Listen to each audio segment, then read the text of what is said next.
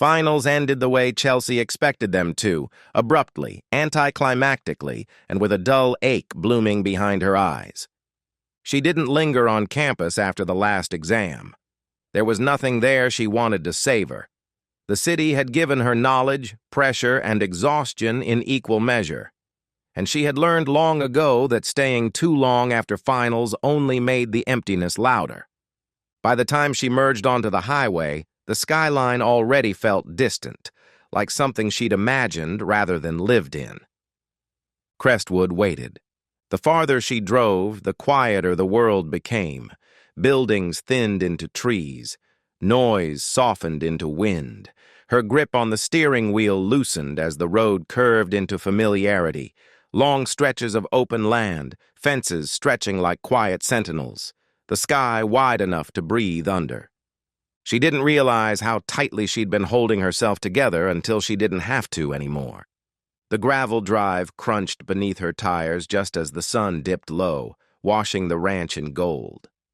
Chelcy slowed automatically, eyes tracing the land the way one traces a face you know by heart. Nothing had changed, and yet everything always did. She parked near the house and sat for a moment, hands resting on the wheel. I'm home. The thought settled deep, heavier than relief, lighter than guilt. She stepped out into the evening air, and the scent hit her immediately. Hay, warm earth, sun-baked wood. Her chest tightened. No matter how long she stayed away, her body remembered Crestwood before her mind could. Chelcy, her mother's voice carried from the porch.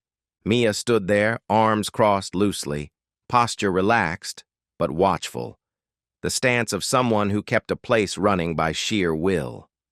Her hair was pulled back, and there was dust on her jeans, evidence of a long day overseeing the staff. Chelcy smiled before she could stop herself. Hey, Mom? Mia descended the steps and pulled her into a hug that was firm, grounding. Chelcy let herself lean into it, the way she hadn't leaned into anyone all semester. You look tired, Mia said, pulling back to study her face. And thinner. Chelcy grimaced. Finals. City life, Mia corrected gently. It drains you. Chelcy shrugged, not quite disagreeing. Where's Dad? Mia hesitated. Just a fraction too long. He's abroad, she said.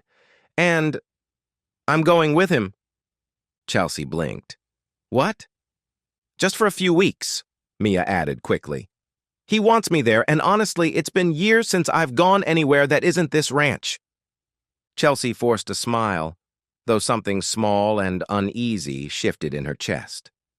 So, I'll be here alone? Not alone, Mia said. The staff's here, and Auntie Jess's daughter is coming to stay for the summer. Kayla? Chelcy brightened slightly. I haven't seen her in forever. Mia smiled. She'll arrive tomorrow. Jess is going on a cruise, something about finding herself again. Chelcy nodded, absorbing it all. Alone, but not quite. The ranch always felt bigger when her parents were gone, quieter, heavier. I won't be gone long, Mia said, reading her expression. And you'll be busy. You always are when you're here. Chelcy's gaze drifted past the house, toward the barn. I'll unpack later, she said. I need to check on Max. Mia smiled knowingly. He's been restless all day. Chelcy didn't wait for more. The path to the barn felt familiar beneath her feet, worn smooth by years of memory.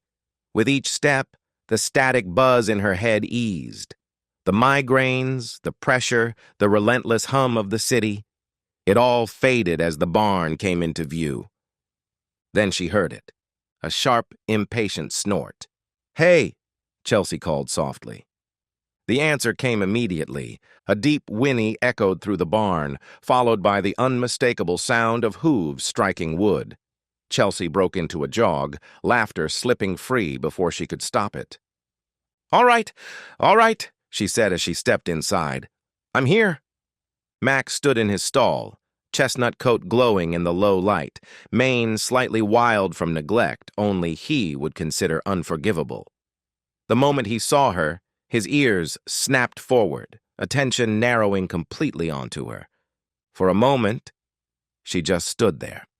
This was the part of coming home that always hurt a little, the way he looked at her, as if she had never left, as if no time had passed at all.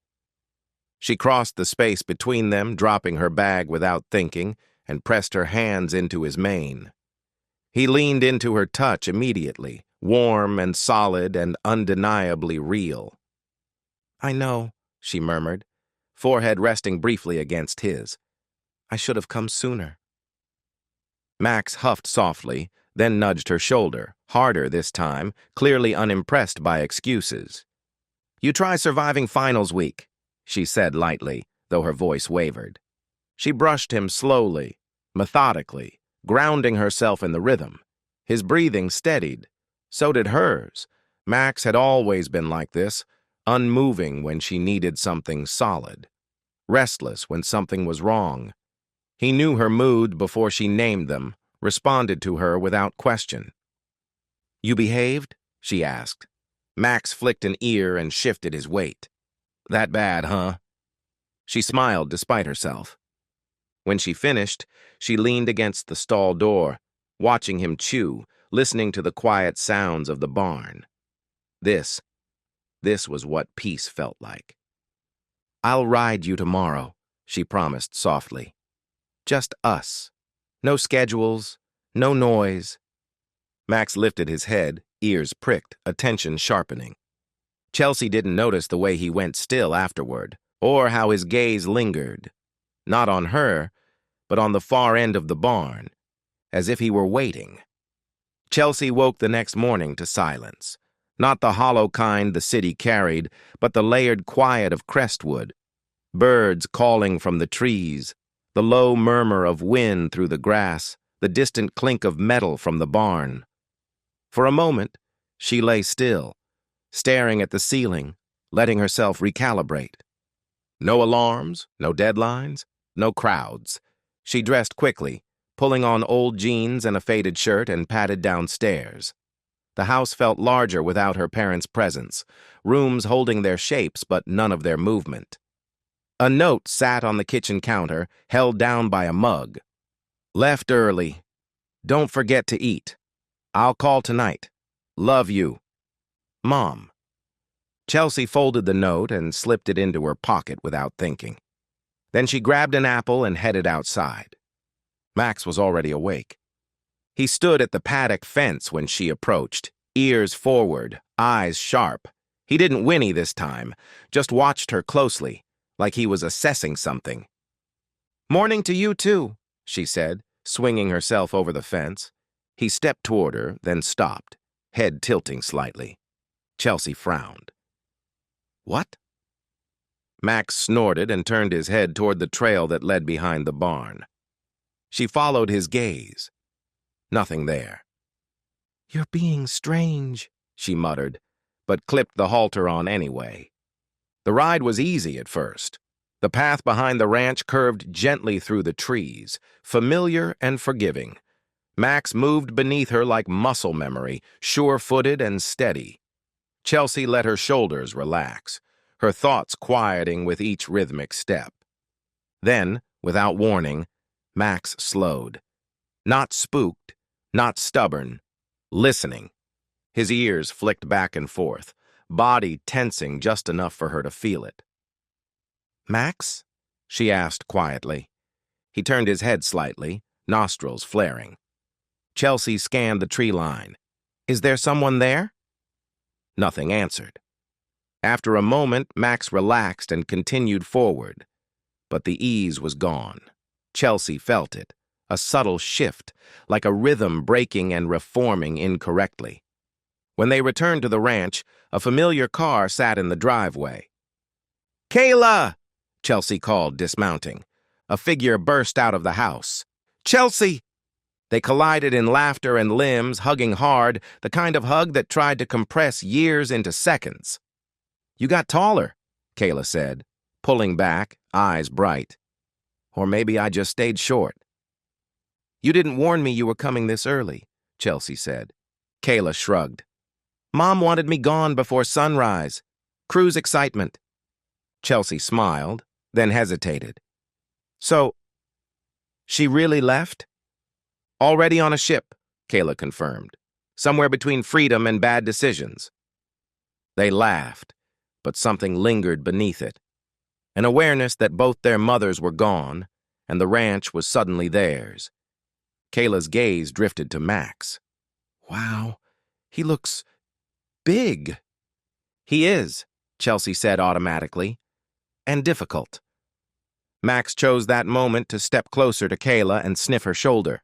Kayla froze. Oh, Chelcy blinked. He usually doesn't do that. Max snorted softly and turned away, apparently satisfied. Kayla laughed nervously.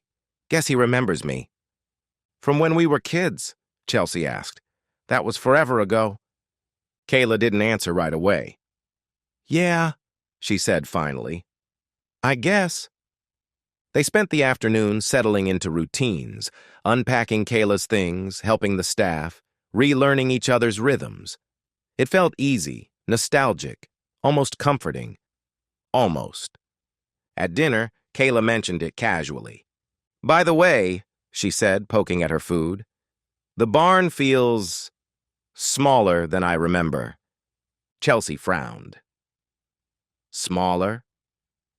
Like someone's been using it, Kayla clarified. Recently. Chelcy paused. The staff, obviously. Kayla nodded. Right, just saying. That night, Chelcy returned to the barn alone.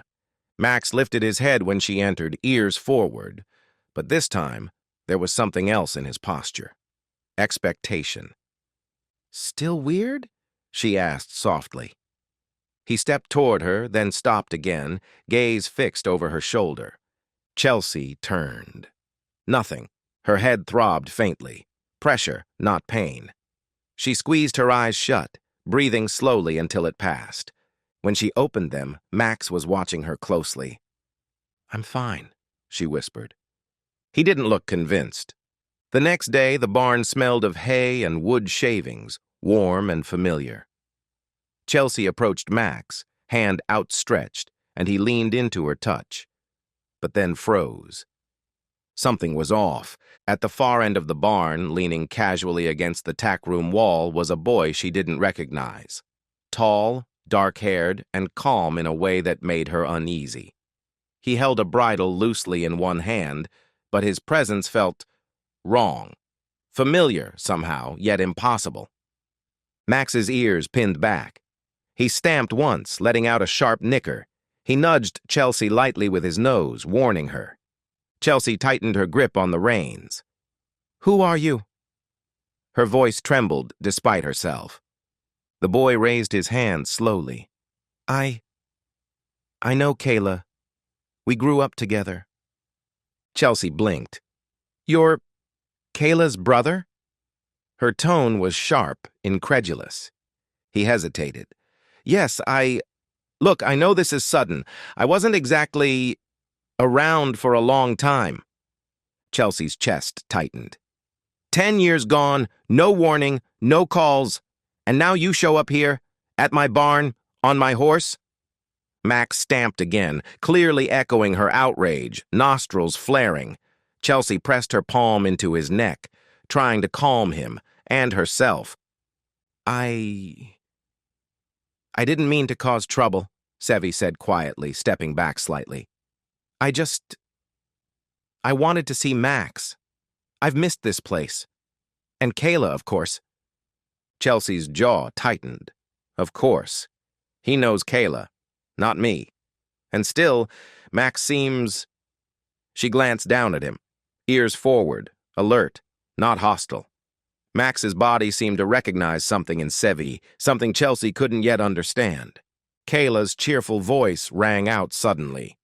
Chelcy, there you are! Chelcy turned to see her best friend bounding toward her, grinning bright.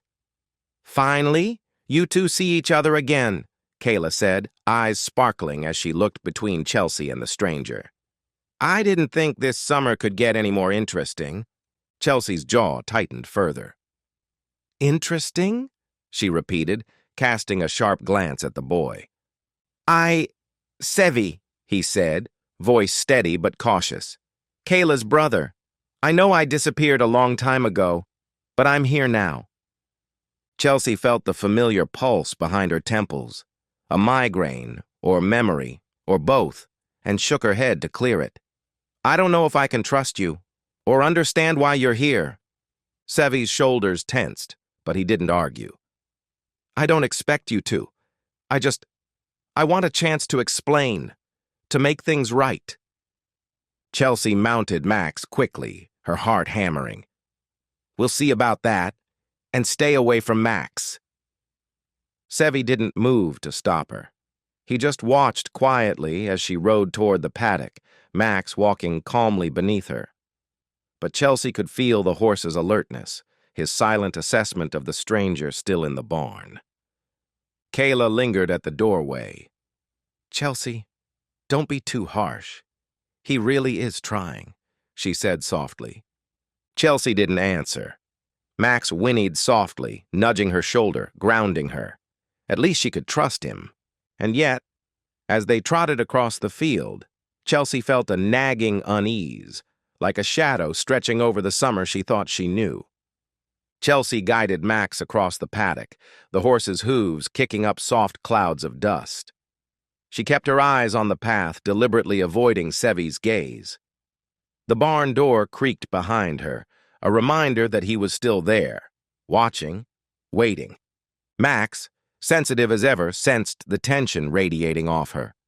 He walked steadily, but with an alertness that made Chelcy's chest tighten.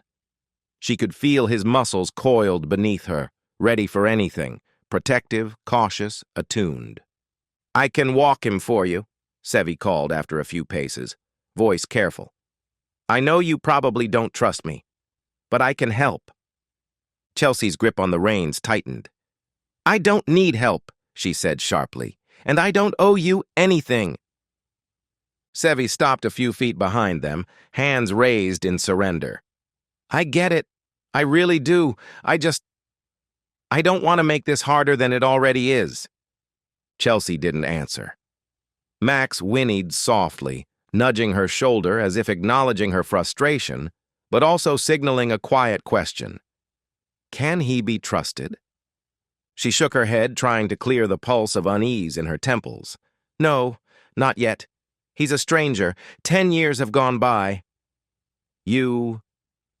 How can I trust him now? Sevi took a careful step closer.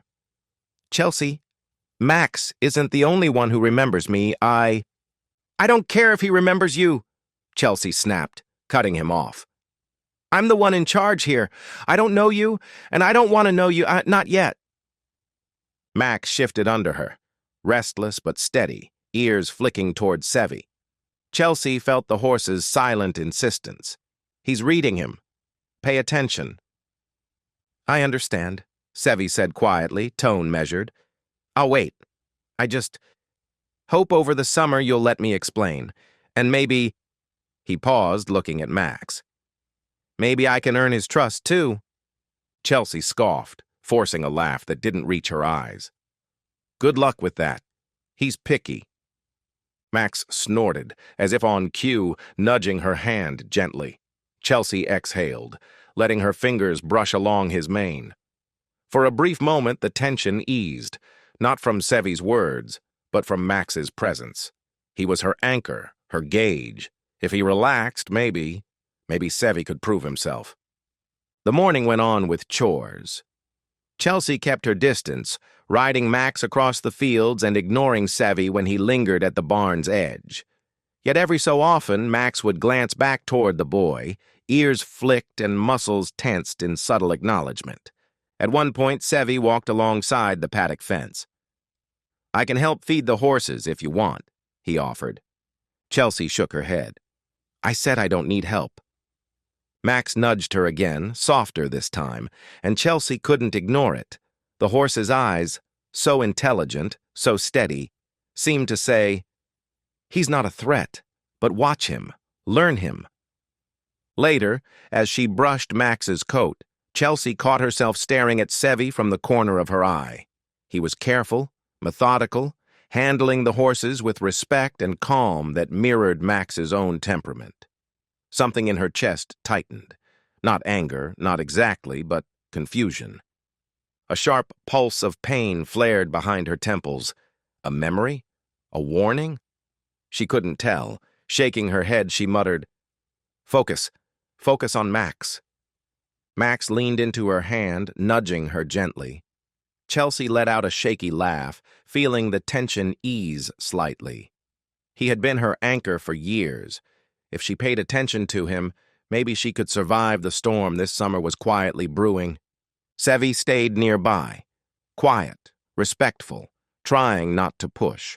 Max occasionally flicked his ears toward him, eyes alert, patient, but clearly aware of the boy's presence. Chelcy realized, with a mixture of annoyance and disbelief, that Max was already assessing her, and she was starting to notice. For the first time, she wondered, maybe this summer wouldn't just be about riding and old routines. Maybe it would be about trust, memory, and lessons she wasn't ready to face. Max whinnied softly, nudging her shoulder as the sun climbed higher. Chelcy patted his neck.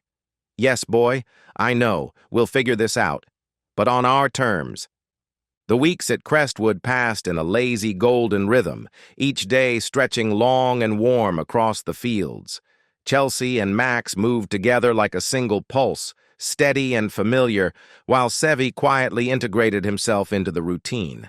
He never forced conversation, never rushed her, but he was always near, helping with chores, adjusting saddles, repairing fences, or leading horses out to pasture. At first, Chelcy remained distant, sharp, her words clipped, her glances measured. "You're too close to the feed buckets," she said one morning as Sevi reached for a bale of hay. Max whinnied softly at her side, ears flicked toward the boy. Sevi froze, raising his hands in mock surrender. "Too close? I thought this was a cooperative effort," Chelcy snorted.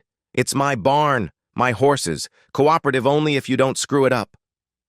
Max nudged her shoulder, almost imperceptibly, as if telling her to ease up. She exhaled and let a tiny smile slip through. For the first time, she noticed how carefully Sevi handled the hay, how deliberate he was in moving around the horses, never startling them. Even Max, who had been wary at first, seemed to approve.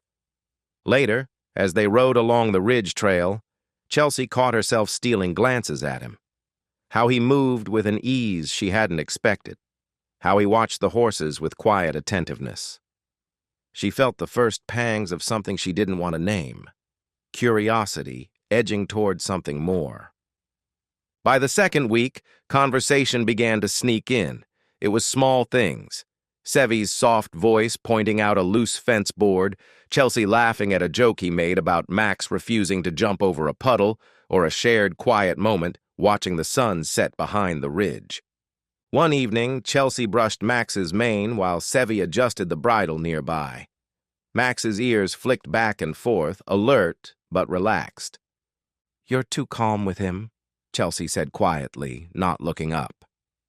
"I've been with Max my whole life, and even I have trouble staying this calm." Sevi smiled faintly. "He's reading you too, you know. Maybe he trusts me because I try to understand him the way you do." Chelcy's fingers paused in the mane.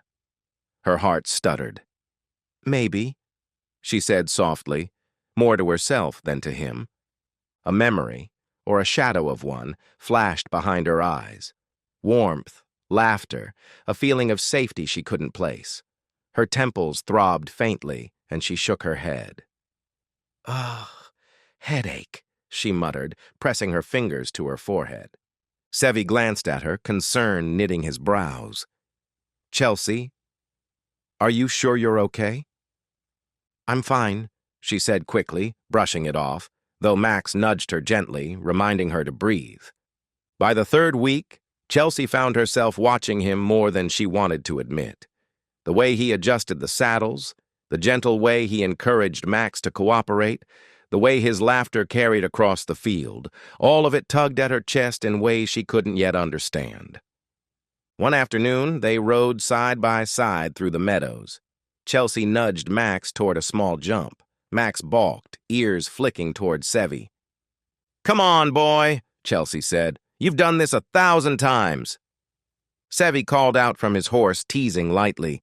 "Maybe he's trying to warn you about someone new in the field." Chelcy shot him a glare, but she laughed despite herself.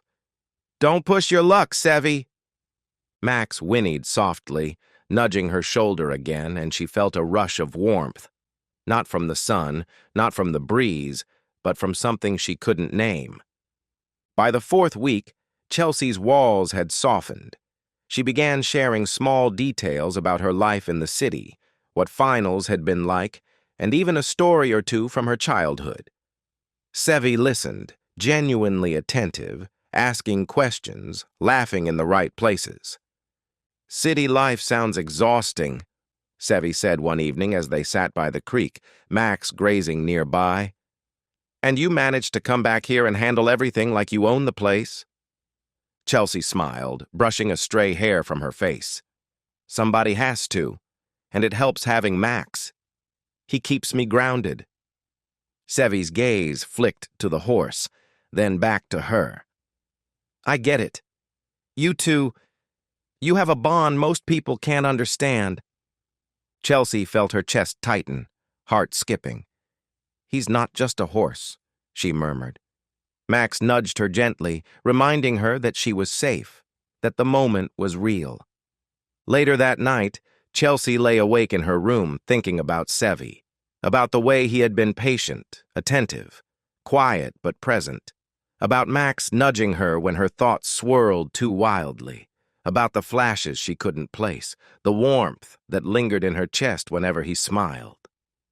"What is this feeling?" she wondered, pressing her palm to her chest. "Why does it feel so familiar and new at the same time?"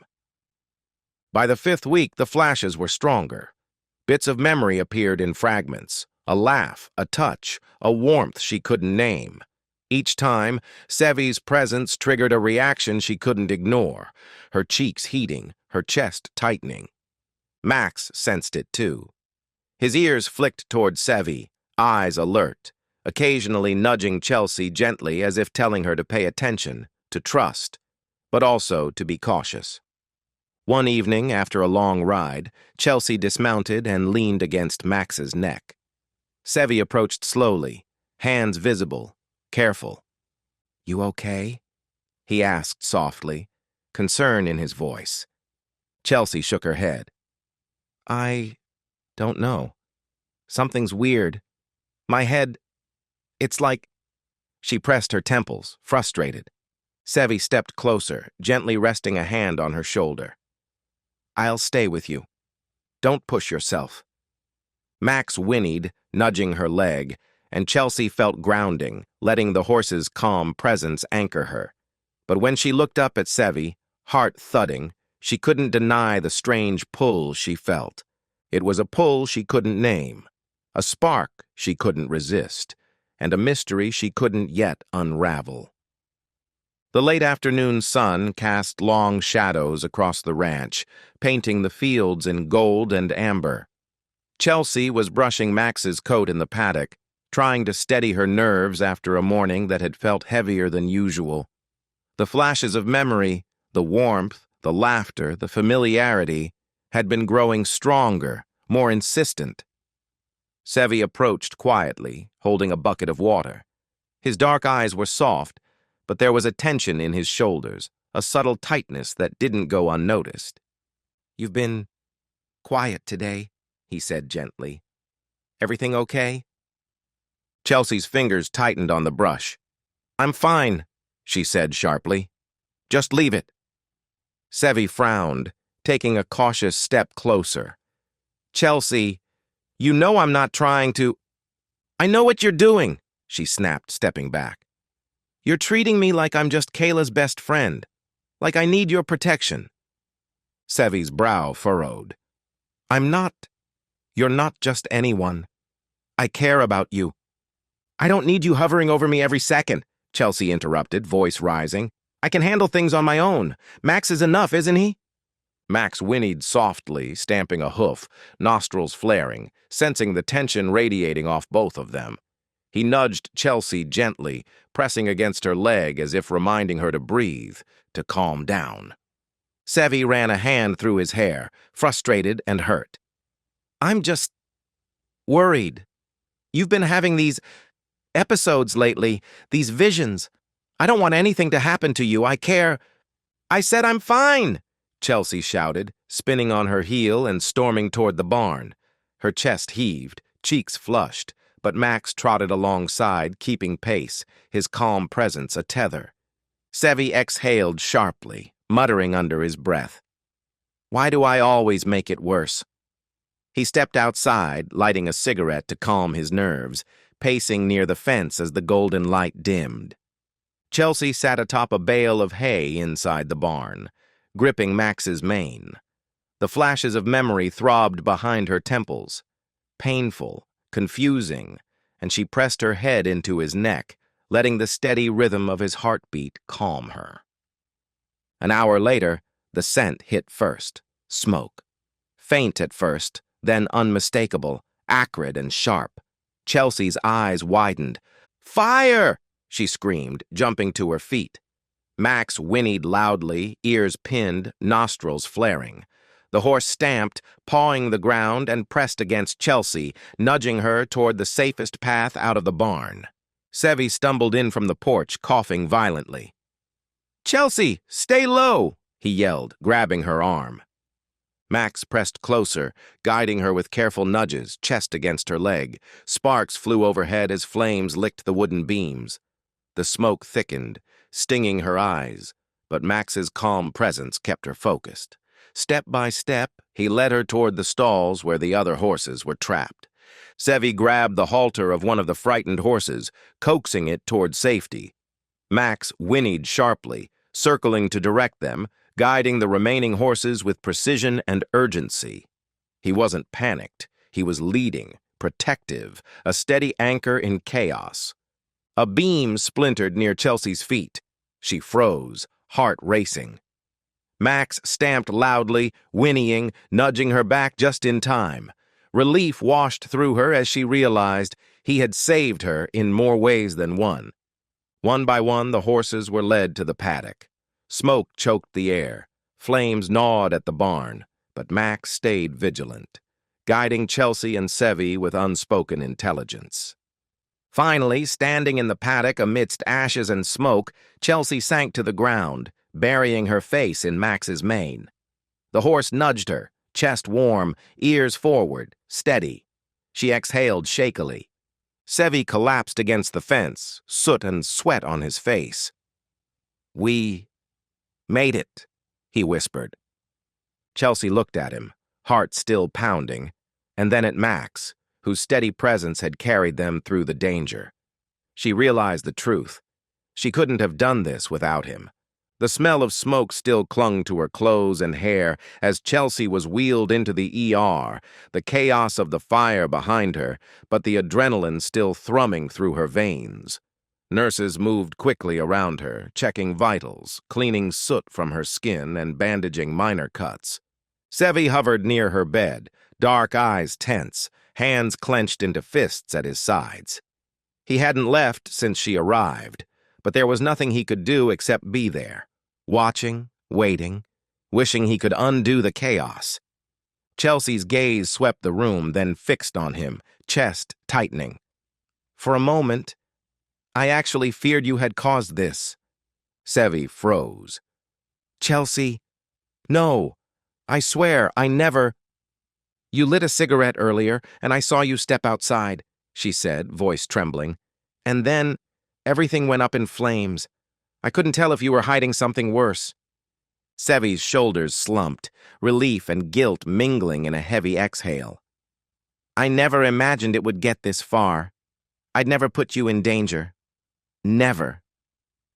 Chelcy flexed her hands over the hospital blanket, her pulse still racing. Max, he kept me calm. He guided me out. I don't know what I would have done without him." Sevi crouched slightly, brushing a loose strand of hair from her forehead. "He's incredible," he said quietly. "He's always been your anchor, and maybe mine too, in ways I didn't realize." Chelcy's eyes searched his. I can't stop thinking about it, about how close we were to losing everything." Her chest heaved, the sounds of the ER, the beeping monitors, footsteps, hushed voices, fading into the background.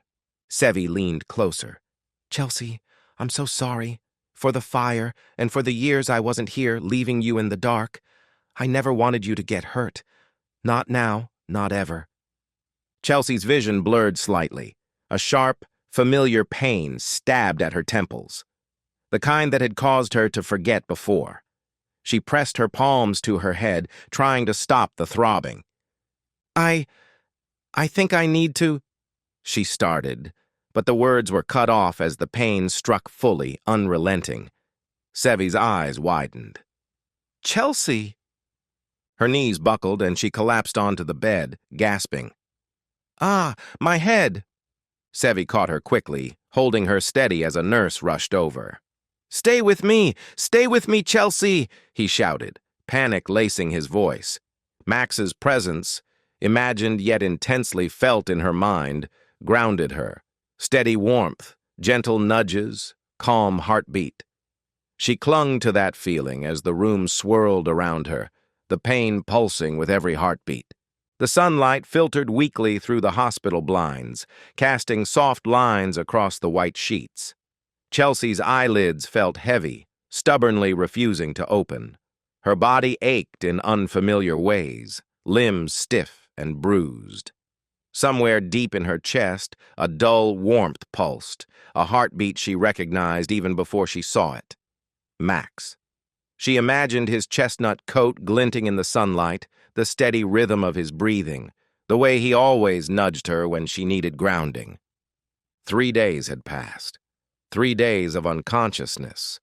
3 days where the fire, the chaos, and the panic had consumed everything. Her first faint awareness came as murmured voices outside the room. She tried to turn her head, but her neck protested, sending a jolt of pain through her skull. Slowly, painfully, her eyes fluttered open. "Chelcy!" The voice was sharp, controlled, her father's. Emilio. Her vision cleared enough to see him pacing the hospital corridor, hand pressed against his forehead. Beside him, her mother, Mia, spoke urgently, calm but insistent. "She didn't do anything wrong," Mia said, voice rising. "Sevi didn't start the fire. He saved her. He saved all of them." Emilio's jaw was tight. "It doesn't matter. The fire happened under his watch. What if she'd—" "Stop!" Mia's voice was firm, almost pleading. "You can't blame him for everything. He's only been back a few weeks after 10 years. He didn't hurt her, Emilio. He stayed when it mattered. He risked himself for her and Max." Chelcy blinked, slowly processing their words. Her memory was foggy, disjointed flashes of fire, the heat, Max guiding her through the smoke, but something about Sevi's presence now sparked recognition. She tried to sit up, but her body refused, trembling against the restraints of her hospital bed. Emilio's voice dropped, but his anger remained. "He should have been careful. He shouldn't have let her get hurt. And Kayla, she left her here without thinking. This is what happens." Mia shot him a sharp look. "She's your daughter, Emilio. And Sevi. He saved her. You can't keep punishing him for everything that went wrong. You weren't even here." Chelcy's fingers twitched around the sheet, gripping it as fragmented images bubbled to the surface. Sevi's calm, steady hands in the smoke. Max nudging her toward safety.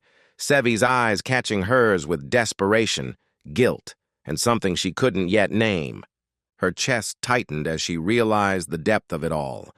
Sevi had risked himself, and she had doubted him. Her vision blurred with both relief and frustration. Mia stepped closer to Emilio. "He's not the enemy here, Emilio. You're punishing him for being human, for being gone when he had no choice, and for coming back to make things right. Emilio's shoulders sagged, but his voice remained low, simmering. I can't stand seeing her hurt. She wasn't hurt because of Sevi, Mia said firmly. She was hurt by circumstance, and he saved her. You need to see that. Chelcy's fingers clenched the sheet tighter, and a sharp, piercing memory hit her. Sevi's hand on hers in the barn, the fire, Max's nudges and steadying presence. And suddenly, with a jolt, the fog in her mind began to clear. "Max," she whispered hoarsely, breath ragged. Images of him guiding her, protecting her, pushing her away from danger all came rushing back, and alongside that, Sevi's face, clear now, unmistakable, the boy she had thought was a stranger, the boy who had disappeared for 10 years, the one who had always been by her side in some way, the one who belonged in her heart. Her eyes widened.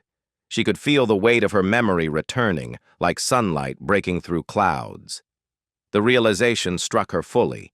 Sevi wasn't just Kayla's brother.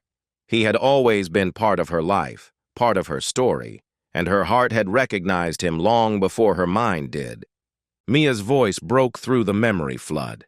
"I'm telling you, Emilio, he saved her. You can't keep punishing him." Chelcy's chest heaved. She tried to speak, voice barely a whisper, but her parents didn't hear her over the argument. Still, the recognition burned brightly inside her. Sevi had always been there. He had always cared. A low whinny echoed in her mind, the familiar comfort of Max. His presence steadied her as she struggled to sit up fully, eyes scanning the room for Sevi, wishing he could see her now. And in that moment, the anger and fear that had clouded her memory melted away, replaced with clarity, gratitude, and an ache of longing. She knew what she had to do. When she could speak, when she could move, she would find him. She would tell him she remembered. She would thank him. She would forgive herself for ever doubting him. Max had always guided her. And now in her mind, he nudged her forward towards Sevi, urging her to see him, to make sure he was safe. Her lips parted, voice barely above a whisper. "Where's Sevi?" Mia's eyes softened as she stepped closer. "Chelcy, you're awake." Chelcy's gaze fixed on her mother, urgency flashing in her tired eyes. I need to see him. I can't stay here. I want to go home.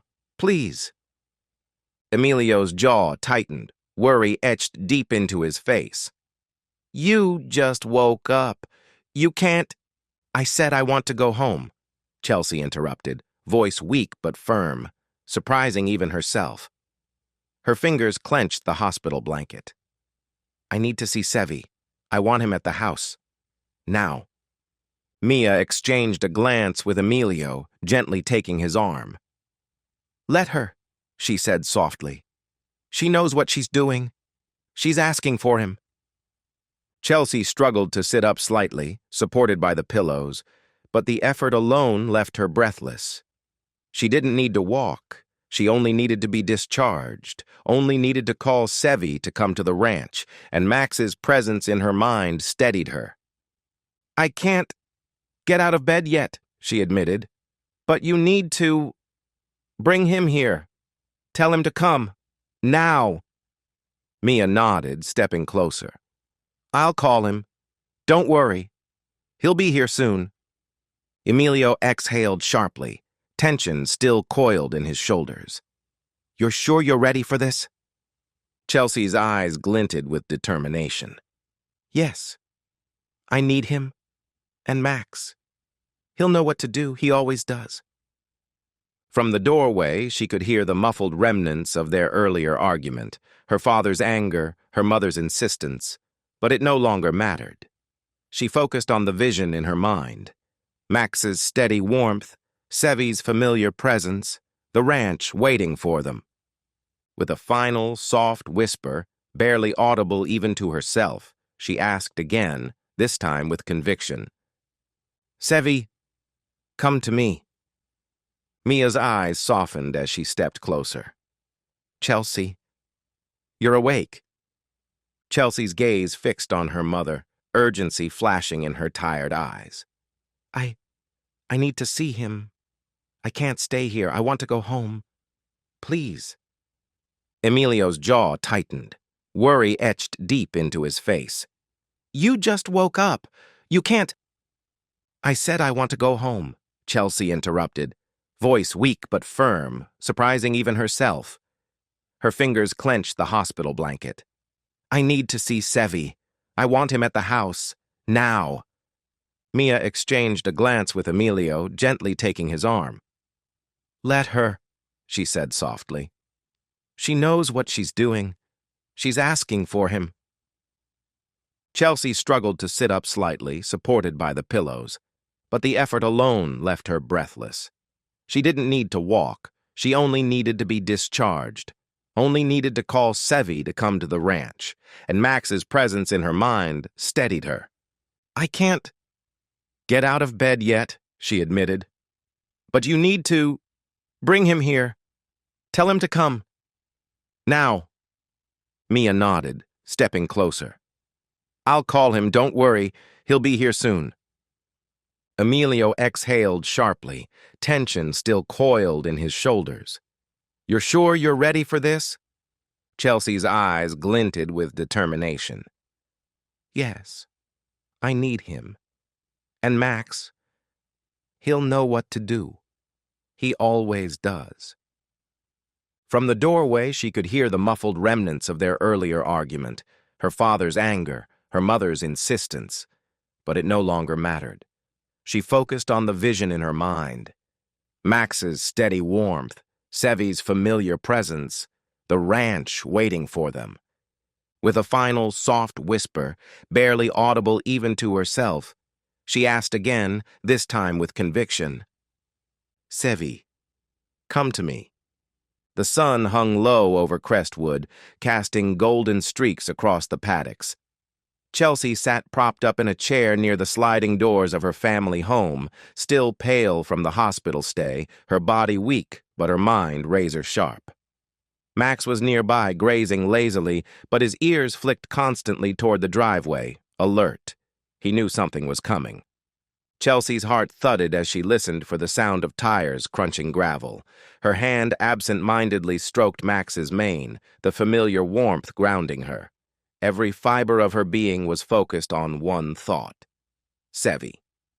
Max, he's here, isn't he? She murmured.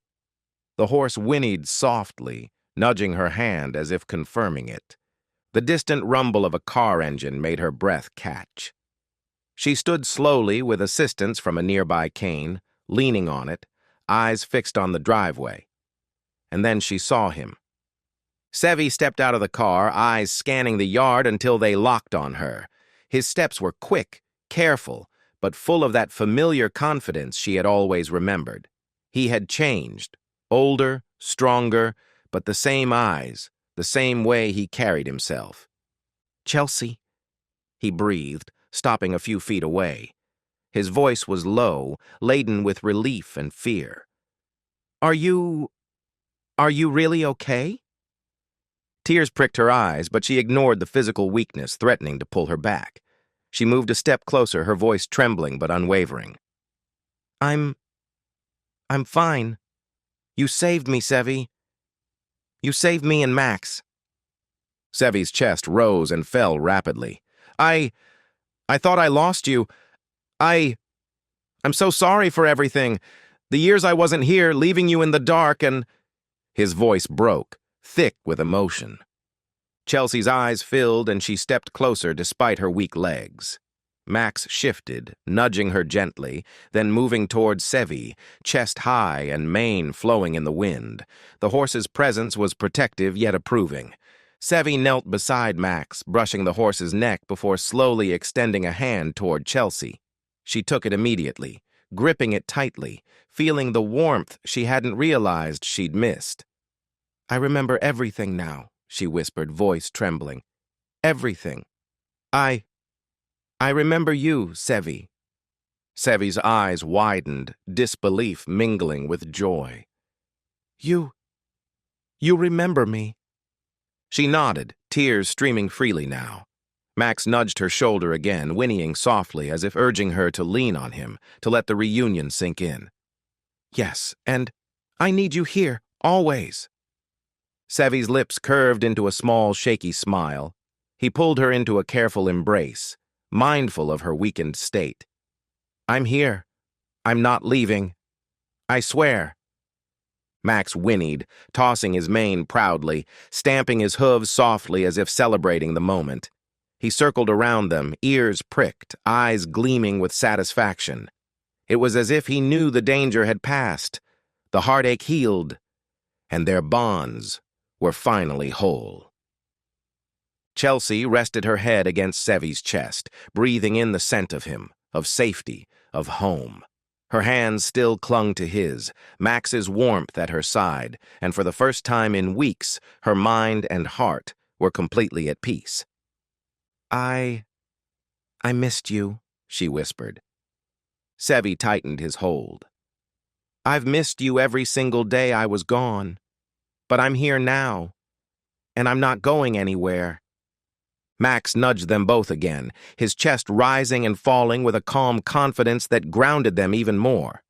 The sun dipped lower, painting the paddock gold, and for the first time Chelcy truly felt it. She was home, and home meant Sevi, Max, and finally, herself again. The night had settled over Crestwood, stars glittering faintly above the paddocks. Chelcy sat on the porch steps, Sevi beside her, Max grazing calmly nearby. The gentle rhythm of the ranch, the wind through the trees, the distant murmur of the creek, Max's soft whinnies, made everything feel grounded, real. Yet there were still questions she needed answers to, truths she had to understand. I don't understand, she began slowly, eyes tracing the lines of Sevi's face.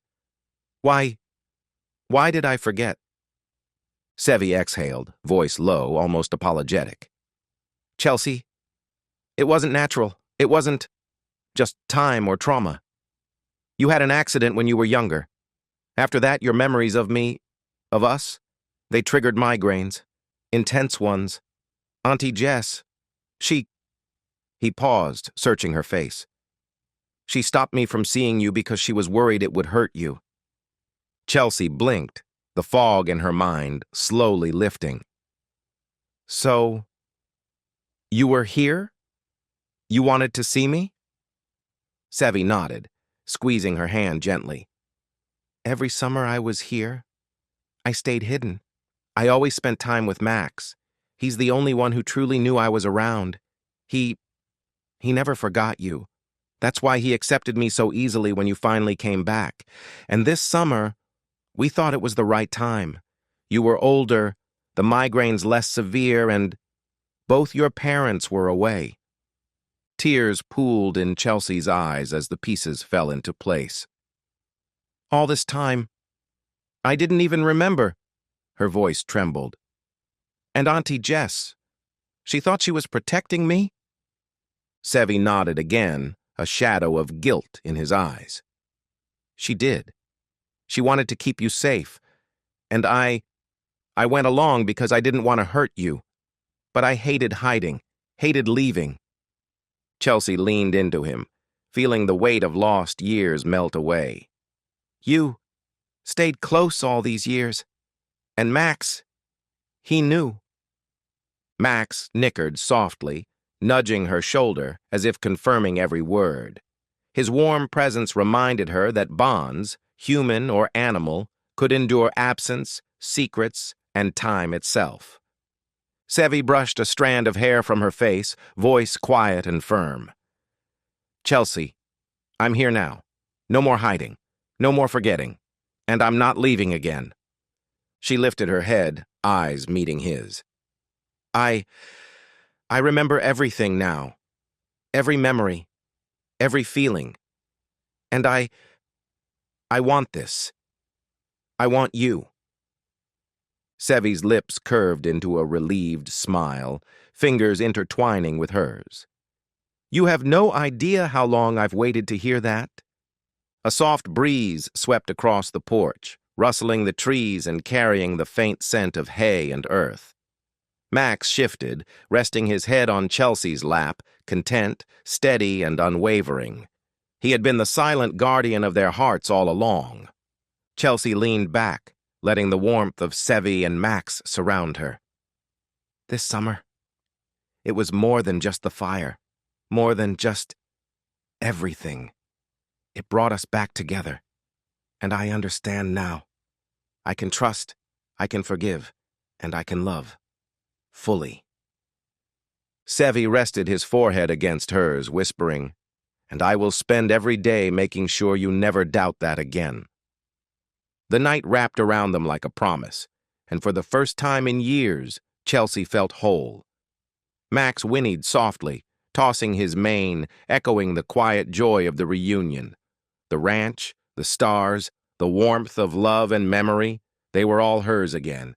And as she looked at Sevi, hand in hand, heart pounding, she realized, no matter the secrets, the fires, the years of absence, some bonds were unbreakable. Some truths, once remembered, could finally set everything right. Max nudged her one last time, ears forward, eyes gleaming, and Chelcy whispered to him softly, "Thank you, boy, for bringing me home." The ranch was alive again. The smell of fresh hay mingled with sunlight, painting the fields in gold. The barn had been rebuilt stronger, the wood freshly polished, every corner echoing with laughter and life, rather than the memory of smoke and fire. Max trotted proudly in the paddock, chestnut coat gleaming, mane flowing, and ears flicking toward every sound. He had never looked happier.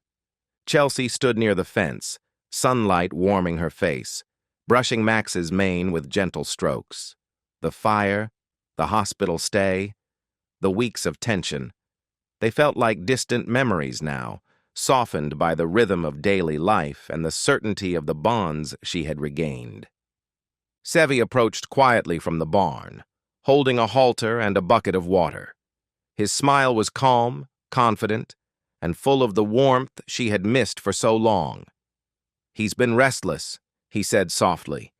"Waiting for you?" Chelcy laughed, brushing Max's ears. "I think he missed me. But more than that, he knew you were coming. He always knows." Sevi knelt beside her, brushing a hand down Max's strong neck. "I think he's teaching me patience," he said, glancing at Chelcy. "And loyalty. Lessons I should have learned years ago." Chelcy's heart swelled, and she stepped closer, linking her fingers with his. "You've learned them now," she whispered. "And I'm not letting go." Max whinnied softly, tossing his mane and stamping the ground as if to agree. His presence, steady and proud, reminded them both that he had been the silent witness and guide through fire, fear, and uncertainty. The afternoon stretched lazily over the ranch. Kayla arrived with a basket of freshly baked bread, laughing as she joined them near the paddock. "You two look like you're plotting something," she teased, "or maybe just realizing Max runs the show." Chelcy laughed, running a hand over Max's broad neck. "I think he does," she admitted, "and I think he deserves a reward for everything." Sevi leaned against the fence, watching Max flick his tail proudly. "He's earned it," he said quietly, "but so have we, all of us." The three of them, standing in the glow of the afternoon sun, looked out over the fields that stretched into the horizon. Max nudged Chelcy gently, then Sevi, then Kayla, as if sealing the bond between them, a silent reminder that loyalty, love, and courage could survive everything, even fire and absence. Chelcy rested her hand on Sevi's shoulder, eyes sparkling. This is home," she said softly. "And we're finally here, together." Sevi smiled, brushing a hand over hers. "Together," he echoed, his voice steady, certain. Max whinnied one last time, tossing his mane in the sunlight. Chelcy laughed, leaning down to hug him, feeling the warmth, the strength, the unwavering love that had guided them all back to each other. The ranch, their hearts, and the memories, both old and new, were whole again. And as the sun dipped lower, casting long golden shadows across the paddocks, Chelcy realized that no matter what storms might come, they would face them together, with trust, with love, and always with Max by their side.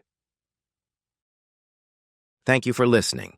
If this horse story stayed with you, feel free to like, subscribe, and explore more stories on the channel. Until next time.